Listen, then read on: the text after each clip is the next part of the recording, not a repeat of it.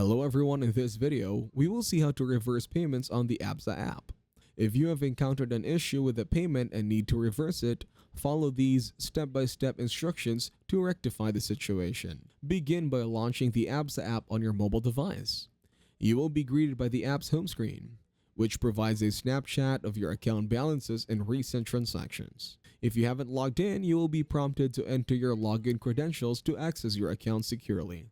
Once you have opened the app, enter your username and password to log in securely. If you have enabled biometric authentication or a PIN code for added security, you will be prompted to verify your identity using these methods. After logging in, navigate to the payment section of the app.